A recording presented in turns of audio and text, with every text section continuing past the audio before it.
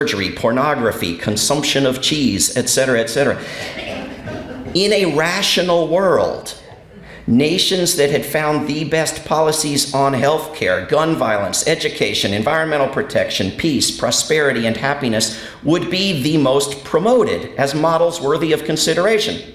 In this world, the prevalence of the English language, the dominance of Hollywood, and other factors do in fact make the United States in the lead in one thing, and that is in its reach in promoting all of its mediocre to disastrous policies. What we need is not shame in the place of pride or some new version of patriotism. What we need is to stop identifying ourselves so much with a national government and its military. We need to identify more with our actual smaller communities and with the wider human and natural community of this little planet. We need a new Armistice Day conceived of by people who view the world and each other in those sorts of terms. At the website worldbeyondwar.org/Armistice Day, you will find, although nobody in Santa Cruz needs it, a list of events around the world on Armistice Day and the opportunity to add an event not yet listed there. You'll find resources that include speakers, videos, activities, articles, information, posters, flyers to help with such events. Information on bell ringing that you know well about and we've already had this evening. And I would recommend that interested groups watching this by video also contact the peace community here in Santa Cruz, where you've really taken the lead in restoring Armistice Day by marking not just Armistice Day, but the day a month before it and 2 months before it and on back, which is absolutely wonderful.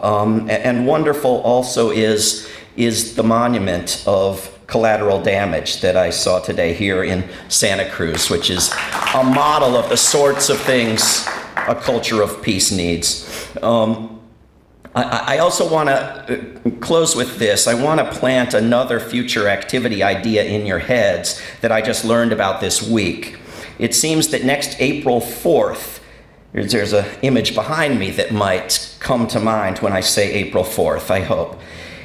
It's not just 51 years since the killing of Dr. King. It's not just 52 years since his best-known speech against war.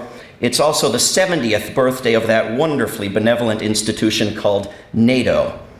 So there's going to be a big NATO summit with presidents from around the world, prime ministers from around the world, in Washington, D.C. on April 4th, 2019. And we at World Beyond War and other organizations believe that there should be a peace summit there too. And we're starting to build a coalition to plan speaking events and more festival-like big art public demonstration events at that time and maybe on the preceding weekend. Now, I know that Donald Trump said NATO should be abolished just before he backed continuing and expanding NATO and badgered NATO members to put more money and troops into NATO and weaponry. So therefore, NATO is anti-Trump, and therefore NATO is good and noble. And so I have no business saying no to NATO, yes to peace. On the other hand, NATO has pushed the weaponry and the hostility and the massive so-called war games right up to the border of Russia. NATO has waged aggressive wars far from the North Atlantic. NATO has added Colombia, abandoning all pretense of serving some purpose in the North Atlantic. NATO has been used to free the U.S. Congress from the responsibility and the right to oversee the atrocities of U.S. wars. NATO is used as cover by NATO member governments to join U.S. wars under the pretense that they are somehow more legal or acceptable. NATO is used as cover to illegally and recklessly share nuclear weapons with supposedly non-nuclear nations. NATO is used just as the alliances that created World War I, to assign nations the responsibility to go to war if other nations go to war, and therefore to be prepared at all times for war. NATO should be buried in Arlington Cemetery and the rest of us put out of our misery. The turnout against NATO in Chicago 5 years before this coming summit was encouraging.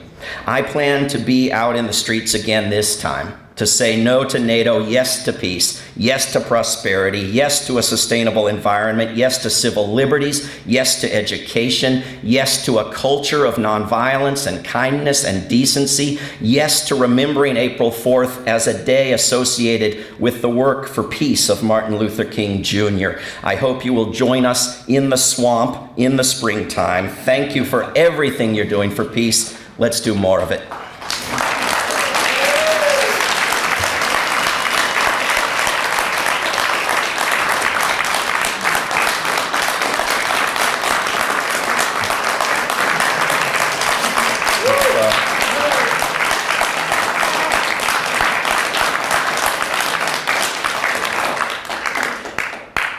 Thank you. If anyone wants to raise their hand, I'll try to call on you, and if people can't hear, I'll repeat it. So make it memorable enough that I can repeat it.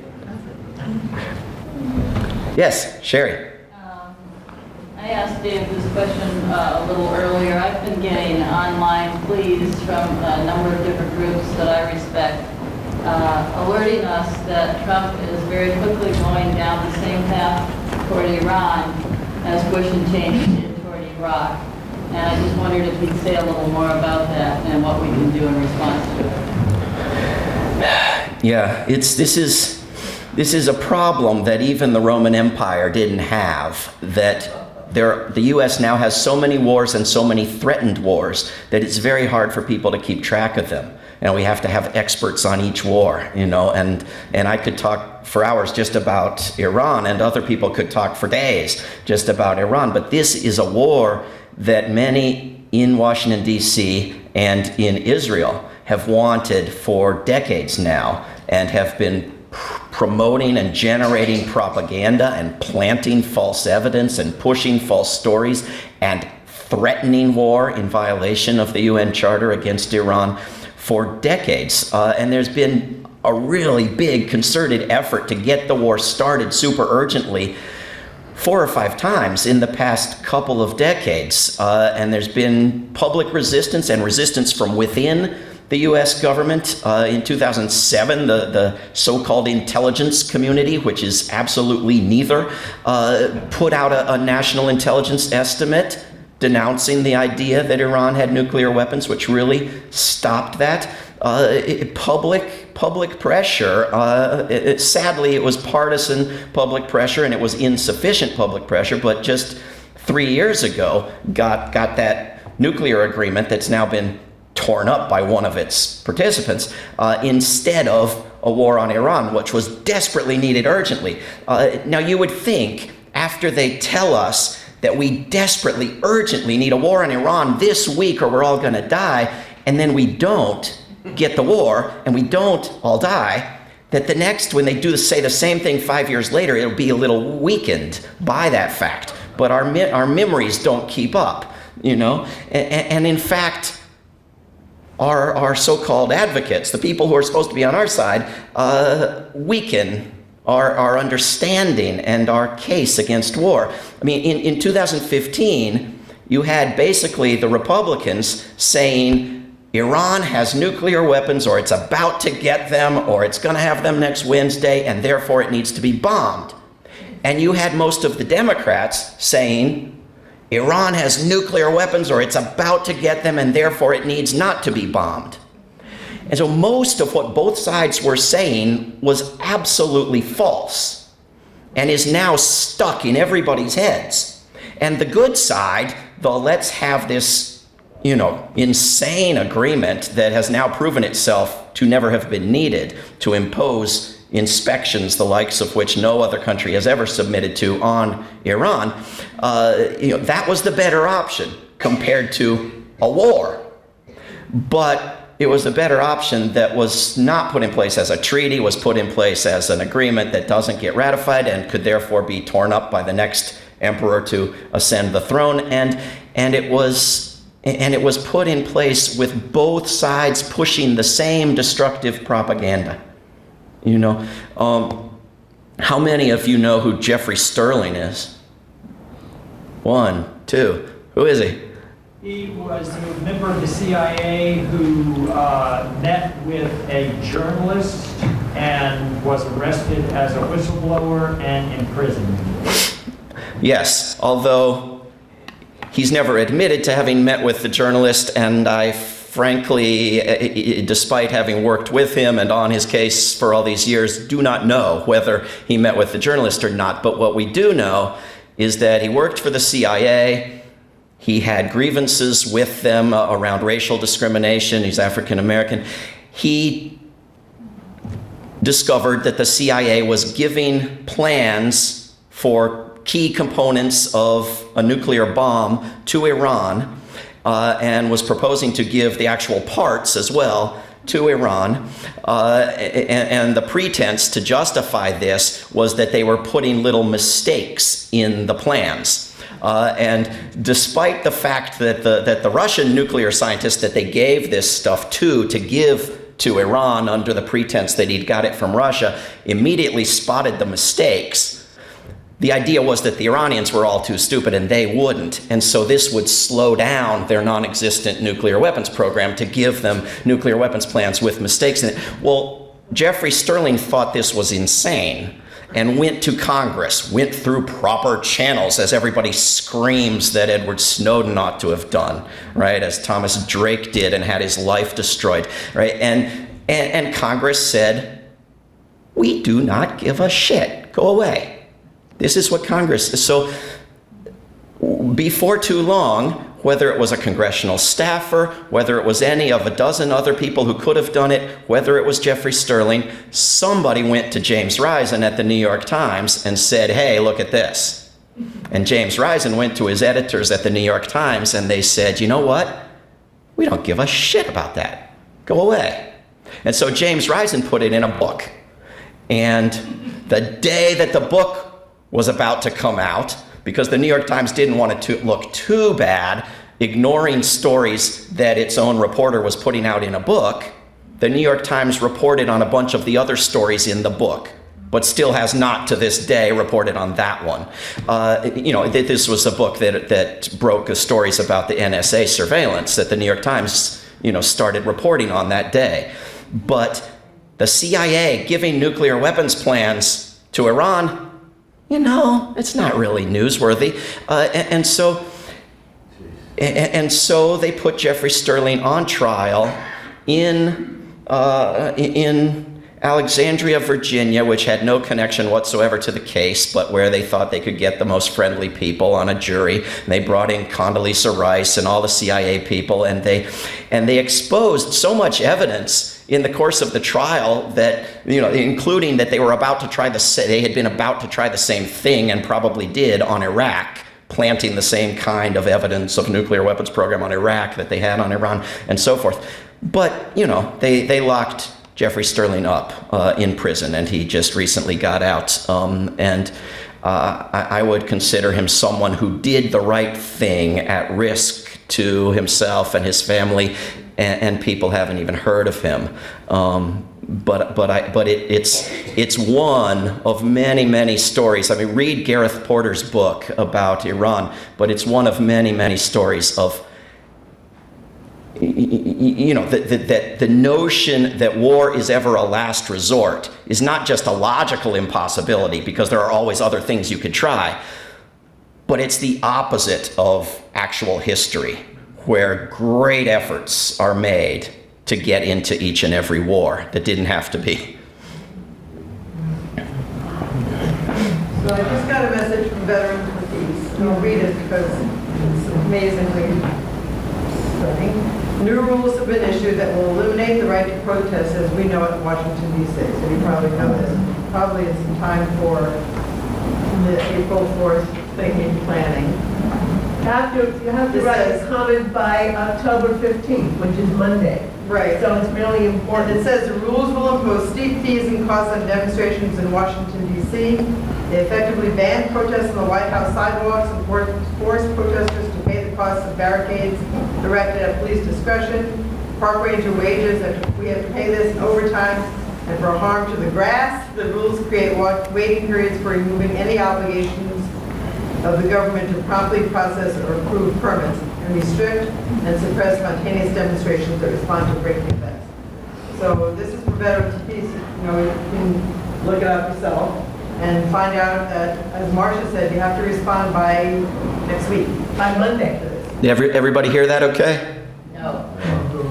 So Veterans for Peace, among other organizations, including a legal group in Washington, D.C., have been putting out the information that you need to submit comments to the U.S. government by October 15th if you are opposed to the new rules they are promoting, they're proposing for Washington, D.C. that would ban all sorts of use of the First Amendment and require groups to get permits way ahead and pay fees for the right to speak and bring grievances. So we have to submit those comments, and we have to understand that the First Amendment is our permit and that we are going to use it, and that we recognize that every war in the name of freedom costs us actual freedoms, and that these blatant contradictions have to be dealt with. And that civil liberties groups that go after the symptoms of militarism, the torture and the assassinations and the kidnappings, have to start addressing the actual disease. We can't go on with, Amnesty International and Human Rights Watch as a matter of principle refusing to ever oppose war. This is his madness. It's and people don't even know that that the ACLU and Human Rights Watch and Amnesty International and so forth won't oppose war, but just try to get them to. Of course, your local chapter will do everything right, but I mean the national and international groups. Just try it, please, because they need it. But we can't go on with the civil liberties groups not addressing the chief cause of the lack of civil liberties, the chief justification of government secrecy. And we can't go on with the environmental groups refusing to touch the single biggest destroyer of the natural environment. And we can't go on with the groups that want the money for good causes, refusing to go after the one place where all the money is. This is why, as David said, we need a movement that goes after the institution of war.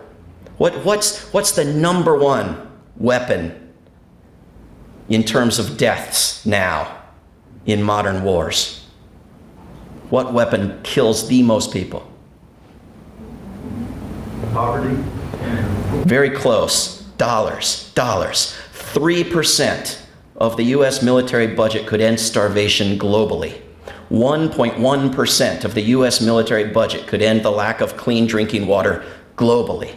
A slightly bigger fragment of U.S. military spending, a fraction just of the recent increases in U.S. military spending, could work wonders we don't dare even dream of, could fund an environmental movement that environmental groups don't dare even dream of. This recent warning that we've got 12 years to reverse our behavior or the climate is finished, says we need $3 trillion a year on green energy. Well, move $1 trillion out of dirty energy, save the rest of the trillions and trillions, and take the $2 trillion out of war and put it into green energy. It's the only place. You can't get that kind of money from the billionaires or the millionaires. You can get a chunk of it once, and then they aren't billionaires or millionaires anymore. But that's the military budget year after year after year. It's the biggest pile of money there is, and we have to move it.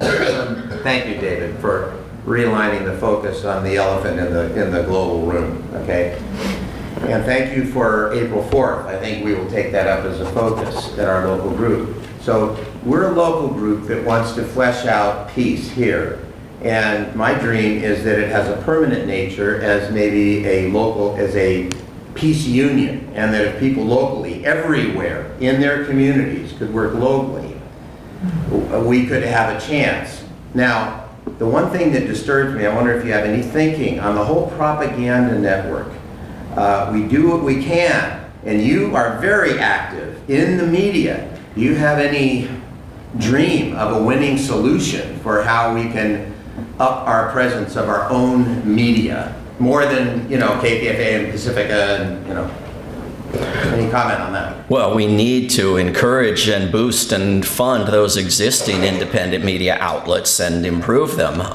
We need new ones. We need to recognize the importance. It's not that we're rolling in money, but what we do have ought to be going more into communications, into education, and I would even dare to say less into coming up with the perfect slogan and the perfect framing. And it's not that we aren't as pithy and witty as the right wingers. It's that we don't own the networks, so we have to maybe stop kicking ourselves a little bit on that and figure out how to get into the corporate media and how to replace the corporate media. I don't think people at this point should use televisions at all, until something good is put on them. And it's probably going to be on your computer screen as well. I mean, the two are becoming one. But we have to, we have to make our own. And I've, been interviewed by a couple of great filmmakers here today in Santa Cruz, and we have to encourage that kind of work. It would be nice if people would read things. But I think in the short run, we have to put things into video, and we have to get people to watch them.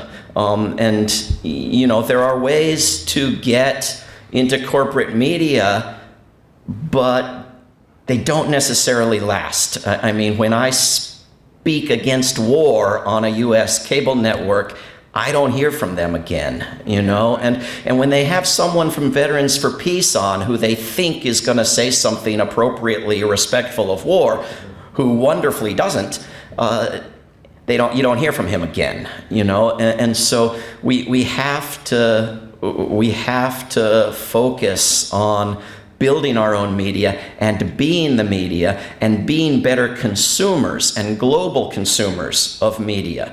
I've had, I'll write about something endlessly. I'll write at enormous length about, Rwanda as the supposed, when people run out of actual wars that they try to argue were just, they start arguing for wars that should have happened that didn't.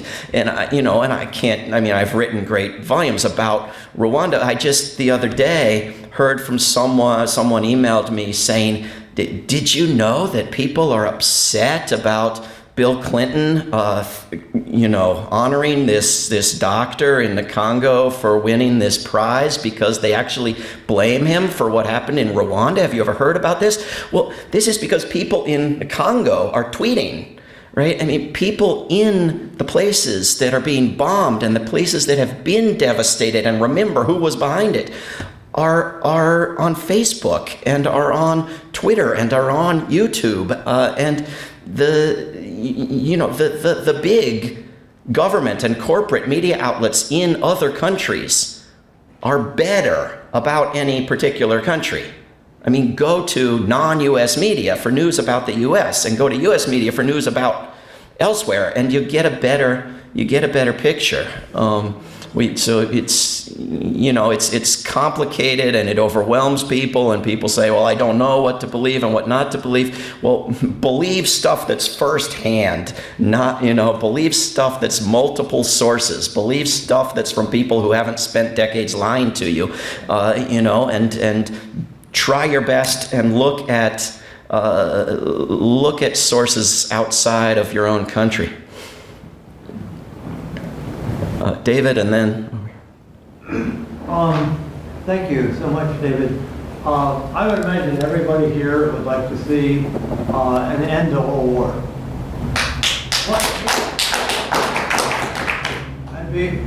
What would you say are the 3 or 4 things that people here could do to actually help make that happen? That it wasn't just a good idea that we all enjoyed hearing you. And second, could you say a little bit about the global security system book and what that is trying to present as an alternative way to get security other than more and more war? Yeah, well, as David knows, and many of you know, World Beyond War is trying to work both on education and on nonviolent activism, and with a real public commitment to nonviolent activism, which is actually a weakness in our movement that holds us back, that people won't always make that commitment. And in terms of education, we've been producing books, videos, PowerPoints, staff and volunteers that will work with people to train them, to train others, to do educational events, to do workshops like I'm planning to do tomorrow, and to do events with films, with videos, with speakers. We have a speakers bureau, and with videos and PowerPoints and talking points that allow you to take the message of how to abolish war to others and spread that word. And the book, A Global Security System, An Alternative to War, is a group effort that a lot of people have put their expertise into, and it's an outline of the political and judicial and economic and cultural structures and changes that might give us a world that settled disputes nonviolently without resorting to war, that in fact resorted to the most powerful tools most likely to succeed, namely those of nonviolence. Beyond that, we're working on various activist campaigns that people are doing locally, including various campaigns to pass local resolutions, to organize public demonstrations, and we have a couple of particular campaigns we're focusing on newly now. One is divestment, and we've got a lot of people doing a lot of great research and a lot of allied groups working with us so that you can find out if any money, those of you who have any money of yours or educational institutions or local governments or any entity is invested in weapons, and how to get it out, and how to use that campaign of getting it out to make it what it used to be and ought to be, and that is shameful and scandalous to have money, to have the retirement of people who've done good work as teachers and public servants be dependent on future wars. This is outrageous. The other is closing foreign bases. And because we're working globally with people around the world, and we have a big conference coming up in Ireland next month on this with people from around the world, we're trying to get people in the United States to work with people in the places where U.S. bases are abroad and work to get them closed. And this is something that there's not a big political movement in the United States to keep them open. This is not something we're going to meet a lot of political resistance to, except from the profiteers and the Democrats. When Trump says he might be okay with peace in Korea, and the Democrats say, "Oh no, you don't. Never bring a troop home from Korea." So the partisan tide shifts back and forth, but there is potential, and there have been past successes on closing these these counterproductive instigators of danger and violence. I think over here. So I'm curious, you mentioned it slightly about arms manufacturers, because I know so little about them, and I wonder if that means, do arms manufacturers actually have a lower profile than other industries such as oil and gas or Nestle or Monsanto or entities like that? And it also makes me think, to what extent do industries that we don't think of as being typically arms industries, but other supportive industries, to what extent do they profit also from war? Yeah.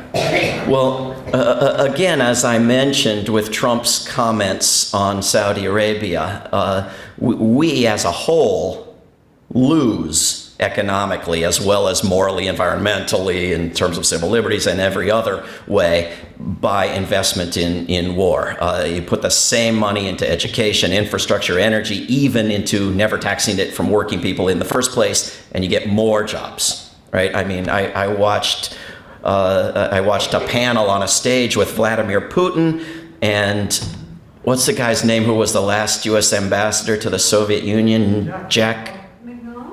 Say it.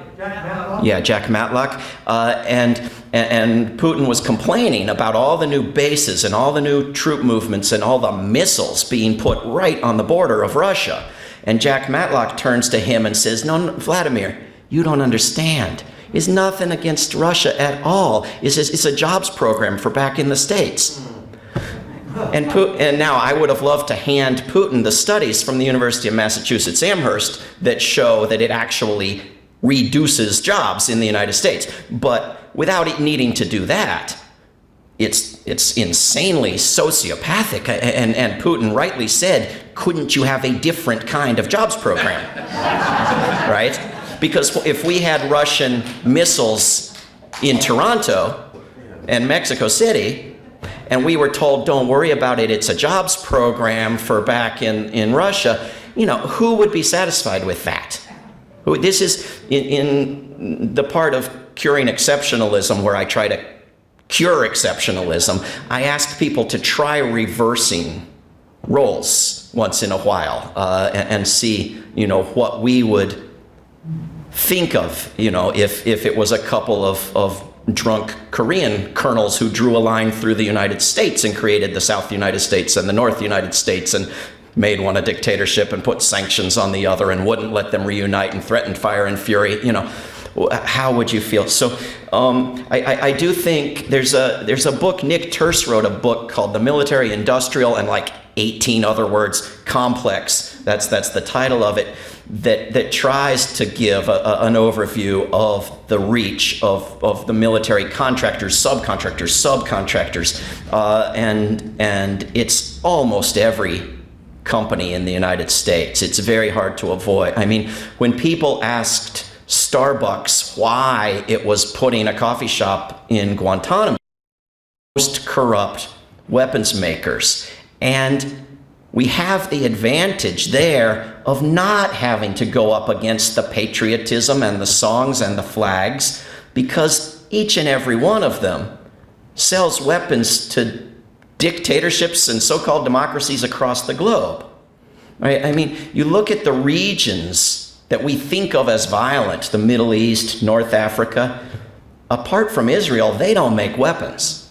They don't make weapons. They're like China with the opium being pushed on it, or North America with the alcohol being pushed on it. The weapons are coming principally from, well, in the top 4 sources are 4 of the 5, permanent members of the UN Security Council with the job of ending the scourge of war, right? And number 1 is the United States. And the United States arms almost 3/4 of the world's dictatorships as defined by the United States. So when people lose their minds because Trump talked with a dictator in North Korea, the unusual thing is not that he talked to him, it's that he's not yet arming him and training his military. That's the normal relationship between the US government and a dictatorship, right? And so the weapons dealers are something we can go after, and they're models for how to do it that are being worked on by those going after just nuclear weapons and just Israeli weapons, and expanding this to all weapons, including guns domestically, is something we really need to work on. And there is, of course, a lot of energy around guns domestically. But there is a problem with these high school students from Florida, for example, with absolute discipline, never mentioning that the killer was trained how to kill in the school cafeteria by the U.S. Army and wore his ROTC shirt to commit the murders, and putting out videos saying, we want the military to have lots of guns and we want the police to have lots of guns, as if the police aren't doing anything wrong with their guns. We just don't want other people to have any guns. This is a movement that needs some help, that needs some different funding, and so that's our job, is to combine these movements in a smarter way. Yeah. It occurs to me, you mentioned Florida too, and I've been picturing these millions of people now who are, again, recently more, without housing, whose housing has been demolished. But I would love to see an effort made to say, could we take some military funding and rebuild and help clean up and protect for the future? Will Wilmington Taylor used to talk about conversion, of funds. And this need is so enormous, and we've got the money if we would just. So I'm wondering, if we could get enough voices to say, could we divert some of the funds to help? Right. This is the argument in the video that David mentioned of the trade-offs, what we could do with $2 trillion a year globally instead of what we are doing with it. And this is the argument, a core part of the argument in a global security system is we need economic conversion, which you can actually get your locality free money from the federal government to study the economic benefits of conversion, not the moral or environmental or foreign relations benefits, just the economic benefits. And just a handful of years back, when there was this big pretense in Washington D.C. PR firms that they were going to slash military spending, which was never true. There were states like Connecticut that took up major studies, big commissions with management and labor and environment, studying the economic benefits of conversion, and then, never followed through with it because the military spending never went away. But if it were to do so, and, the legislation has existed for decades, the bills drafted by Seymour Melman and others, when Kennedy was killed, that the bill on conversion was not heard of again for years. And then there was a big push for it when there was talk of a peace dividend because the Cold War was ending. And it was, Newt Gingrich, the congressman from Lockheed Martin, chiefly, that killed it then. And it really hasn't been heard of in Congress in a real serious way since. But it's absolutely what's needed, because people make this argument that has to sound sociopathic to people in other countries, but that the military spending is for jobs, and it is what influences the Congress members. It is why one weapon is made in 85 districts, because it's not just the campaign bribes, it's the jobs. And until we have a culture and a government that's willing to put money into other jobs, the alternative appears to be no jobs, right? And so we have to convince people of the possibility of moving the money to other jobs, and we have to end the insane debate that has dominated U.S. politics for decades over whether we have too much government spending or too little government spending, right? Because I want a smaller U.S. government. And I want massive increases in spending on everything anybody ever hears about the government spending money on. And the magical trick to do that is to recognize that one little program that nobody ever talks about as costing anything costs 60% of federal discretionary spending, the military. So if you start, when Bernie Sanders ran for president and everybody asked him on every TV show whenever they actually let him on, but how will you pay for it? And he said, well, that's how you're going to have to read the fine print, but I'm going to raise taxes without really raising your taxes because, you see, not what you have to do. Now, no politician is perfect, and this is a woman with lots of faults, but when Alexandria Ocasio-Cortez has been asked that question, she has said, I'd take a little bit out of the military. And it shuts them up immediately. It shuts them up cold, There are 4 women now, they all happen to be women, who, as far as I know, that I've heard of, who have won their primaries in Democratic Party gerrymandered districts, who are going to be in Congress next year, who who talk about the military in a way that nobody, even Barbara Lee, talks about the military. And there's no guarantee they may be total duds, but the probability is that people who call the military a cesspool of corruption, people who talk as if they do not want any weapons money in their campaigns, are the ones we're going to get to do something. So they're afraid to speak out. So that's why there's no conversation when that's brought up, because they're afraid of losing financial support.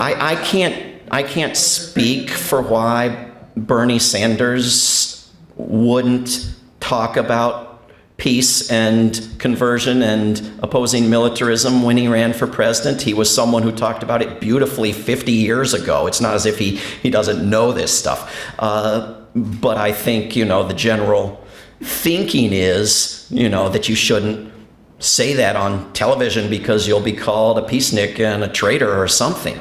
But, we now have, as I said, at least 4 examples of people who talk about it, even better than Ro Khanna from Silicon Valley, who didn't campaign on peace and then turned out to be better on peace than anybody else, unless maybe Barbara Lee in Congress. But the chances are that the hundreds of people running for Congress without having a foreign policy whatsoever aren't going to be the leaders. The chances are that they're going to be, that these 4 women may be among them. Yeah, there, and then back there, and then up here. Yeah. 4 names. Alexandria. Yeah, okay. Ilhan Omar, I believe. Alexandria Ocasio-Cortez. I've written about them many times on my website, but my memory is not what it used to be. But they're Rashida Tlaib. Something like that. Right. These are the people replacing John Conyers, replacing Mr. Humanitarian Warrior, Progressive, caucus leader from Minnesota. What's his name? African American, Muslim in Congress. Keith Ellison, Alexandria Ocasio-Cortez, and there's one other. Go to davidswanson.org and read about them. Okay, we had way back there and up here and then over here. It seems to me like we need something that will compel men to feel like heroes that has nothing to do with war. And I think the climate crisis is our opportunity. And I just wonder if you have any suggestions for building a campaign that makes us into heroes and gets us all involved.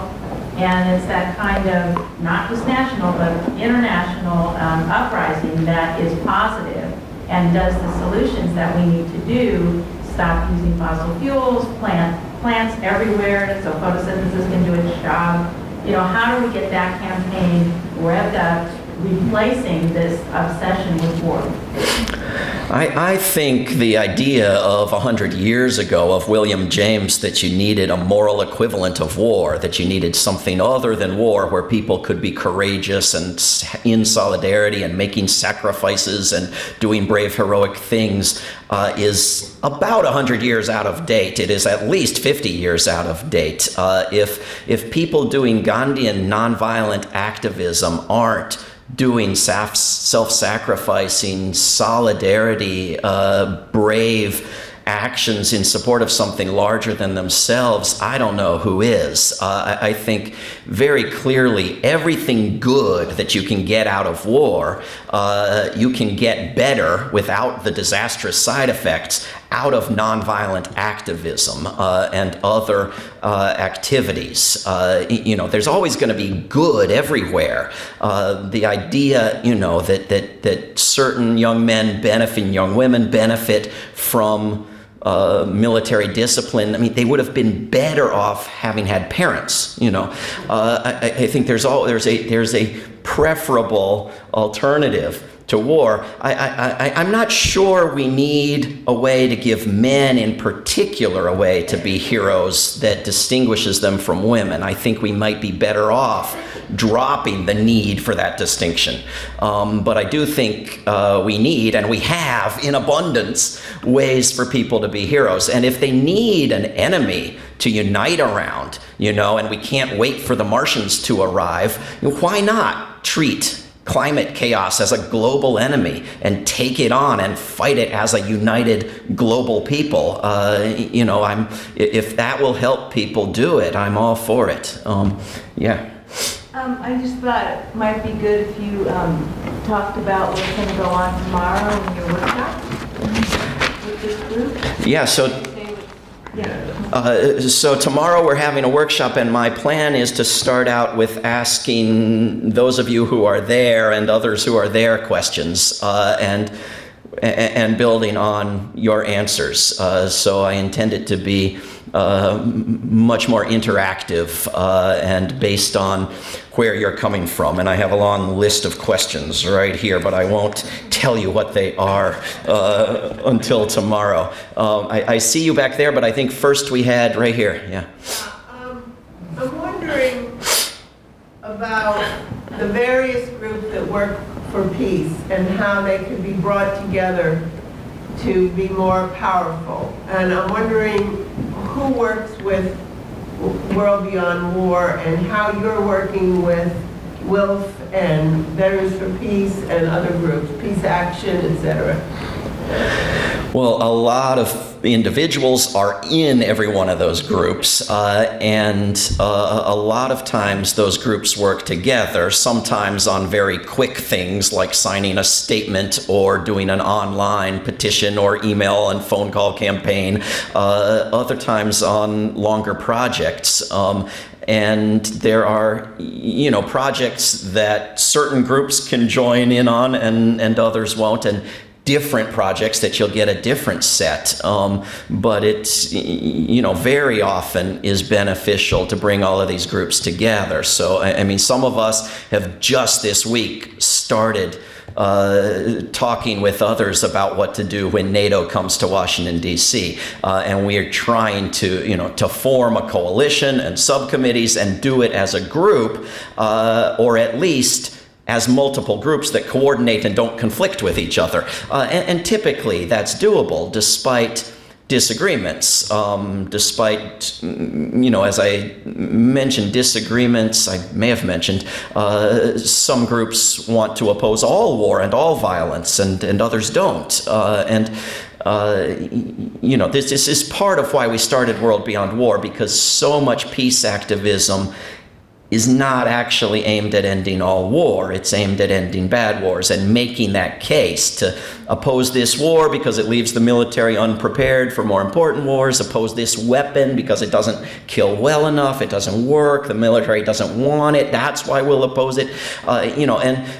So I want to make, this is what World Beyond War tries to nudge the other peace groups toward, some of which are already there, toward working step by step toward the total abolition of war. Obviously, to the extent that we can work together, not just as peace groups, but across these supposed movements that include environmental groups and anti-racist groups and so forth, we're stronger. And the problem with a lot of progressive coalitions, and by a lot I mean whichever ones the Democratic Party is involved with, is that peace isn't wanted, and it's a big struggle to get peace included. But with others, including Black Lives Matter, including the Poor People's Campaign, peace is very much understood and wanted. And so when that is the case, it really is the responsibility of the peace movement to step up and be part of that.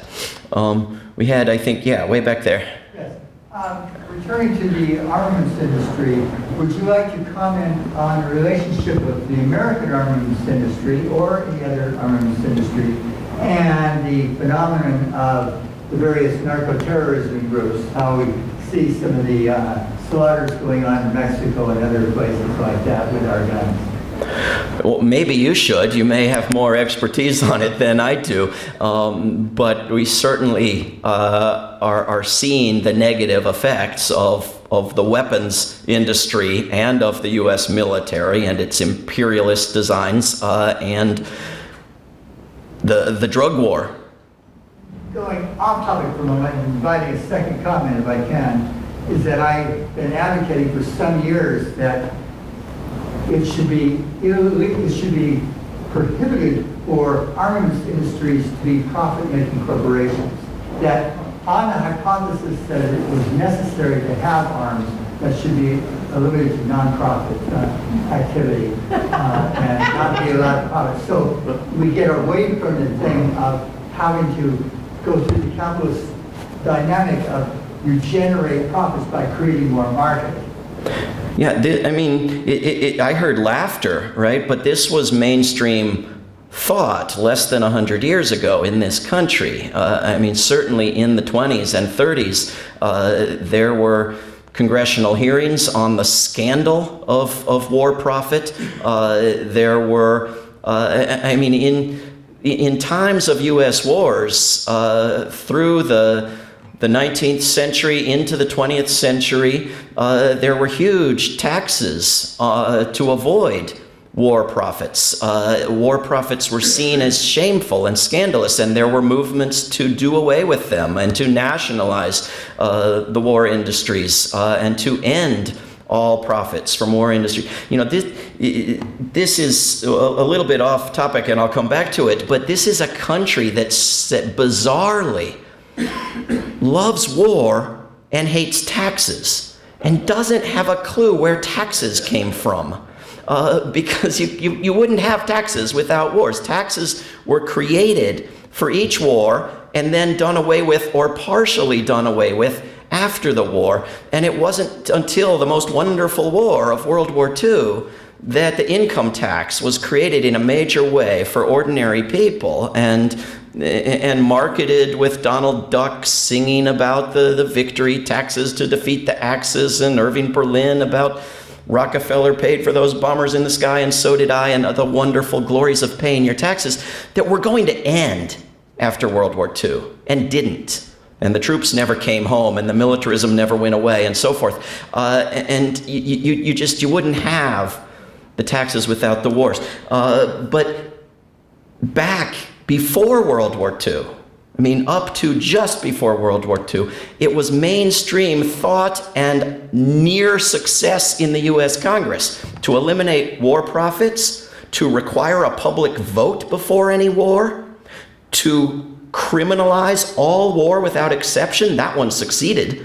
And we live in a culture that thinks of these things as radical. And so when one of them did succeed and is still on the books, I propose holding it up and talking about it.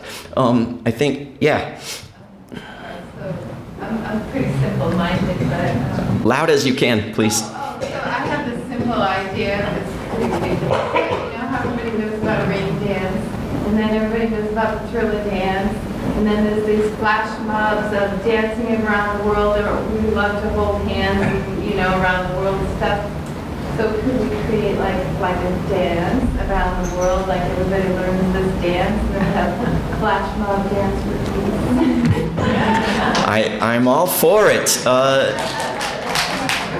I think getting people to use the same symbols and the same slogans and the same dances and the same scarves. World Beyond War has been promoting blue scarves, which was an idea that came out of Afghanistan. Peace activists in Afghanistan, we all live under the same blue sky. We want to abolish war under that sky. If you can come up with the dance and we can help promote it, let me know. I don't have any dance ideas, but if you do, that would be great. It would really be good. We all really like that idea. I don't see any hands. Thank you all for coming out here.